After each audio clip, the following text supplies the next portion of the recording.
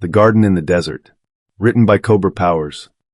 In the heart of a barren desert, the most desolate place on earth, beyond space and time, where nothing was ever meant to grow, there stood an oasis. It did not exist by chance, nor by mercy of the land, but by the will and magic of a fairy queen, gentle, luminous, and sovereign. From the touch of her hand sprang a garden of impossible beauty, filled with life, trees heavy with colorful and ripe fruit, and peaceful creatures living in harmony with each other inhabited their branches and the hollow of their roots. It was a sanctuary of love for those she cherished. At the center of this miraculous garden flowed a fountain of crystalline water, pouring endlessly and pure, overflowing with blessing. It was the source of all life within the oasis, a most sacred stream that nourished every root, every branch, the beating of every wing, and every breath taken within the fairy queen's realm. And the gates of the garden, although protected, were never closed. One day, a handsome wanderer appeared at the threshold of the oasis. He was charming, deeply wounded, and cloaked in exciting stories. Perhaps a prince in exile, perhaps a trickster god, perhaps something in between. He spoke of persecution, of banishment, hardship, and a journey interrupted. He was down in his luck, as we all might be at some point. "I need only a moment," he said, fragile as a lost child. "A place to regain my strength, so I may return to my own realm." The queen, whose nature was compassion, moved by his need, allowed him entry into her sacred garden. At first, all was as it should be. He ate from the garden as he needed, drank from the fountain as his vitality returned, and rested beneath the shade of her trees while her love nourished him. And the queen, in her generosity, provided without measure. For this was her nature, to give, to sustain, to create, to love, to forgive.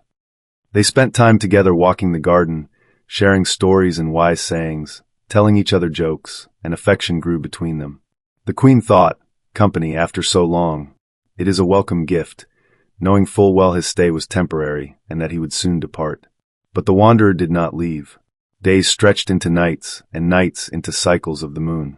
He began to consume more than he restored, faster than the fairy queen's magic could replenish it. He devoured fruits until tree branches were empty and dry. Then, he devoured the creatures living around them with cruelty and carelessness. Then, he devoured the quiet balance that held the oasis together. Still, the fairy queen continued to give, as that was her nature. And one day, the air itself began to shift. What had once been effervescently light grew heavy and oppressive. What had once been structured grew undefined, like cancer quickly spreading across skin. And still she waited. And still, she gave chance after chance for him to do the right thing. The point of no return came not with consuming hunger, nor with excess, but with desecration. Careless, thoughtless, or perhaps simply incapable of reverence for what is holy, the wanderer defiled the fountain itself, the sacred source from which all life in the oasis flowed, soiling it in an act most vile. And with a single act, the waters were polluted. What was once overflowing with life became a source of illness and death. The garden itself recoiled as if twisting from a malady deep within its soil. The air dissipated, the roots starved, the fountain faltered, and in that moment, the queen understood. There are those who seek refuge to heal from the storm, and those who never wanted to heal and are content with consuming it all, infecting before moving on to their next host. What rose within her was not anger. It was clarity. As she fell to her knees with a broken heart and eyes filled with tears, she lifted up a prayer, not to the heavens, but to the light within herself. As she was the source of the fountain, she called out to her own source for strength and wisdom. From somewhere deeper than memory, older than her reign, older than the garden itself, the voice of the Dark Mother awakened. Her prayer was answered, not by light, but by deepest darkness. Not monstrous, but absolute. Not cruel, but final. A force that does not negotiate with imbalance. A force that ends what must be ended. And when the queen stood up once again, she was no longer just gentle, but unshakable. What had once been garments of softness and light were replaced by black veils, as if shrouding a corpse. What had once been angelic beauty had been transformed into ferocity. She prowled like a tigress defending her domain. "You must leave." "Now," she said. The wanderer pleaded, resisted, made promises he didn't intend to keep, changing himself in words and tone just for a moment, in hopes she would fall for his manipulation. But the gates had already closed in her heart.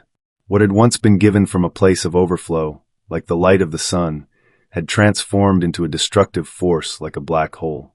As her heart closed to him, so did the gates of the oasis. For the first time in thousands of years, rain fell heavily upon the desert, a terrifying storm washing away sins and lies. It had not been summoned or commanded, it had simply been finally released. The storm washed over the garden, over its walls, over the wanderer as he was cast beyond the threshold, and as he refused to leave, the fairy queen called out to the winds to take him away, not just for the good of the garden, but for his own as well. Confused and detached from reality, he left behind fragments of himself, possessions, remnants, things once held but no longer carried. And the gates of the garden were finally sealed to him. With the new moon, the queen returned to her gentler form. She walked the edges of her impossible oasis and found what had been left behind by the wanderer, soaked, disordered, forgotten, and nearly ruined. And because she was still who she had always been, she gathered those remnants with tender hands and great care. She cleaned them and restored what could be restored. She set them in order once more, as it should have been. She did not do it for the wanderer who had betrayed her trust, but because it was her nature to bring dignity even to what had been abandoned. And then she sent them away with the winds, beyond her gates, to find their rightful owner. A last act of kindness toward him, not because he deserved it, but because it is what she would have done for anyone else. Because that is who she always was. At that moment, within the oasis, something stirred back to life.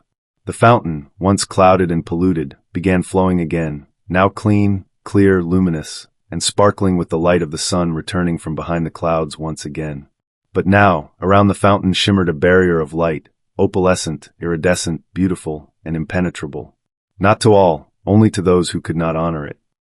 And so the garden lived on, returning to its former beauty little by little, one day at a time, as it had always been, gentle, abundant, and sacred, but no longer imprudent. And the queen remained who she was, but stronger than before, sovereign, soft of heart, but with a spine of steel.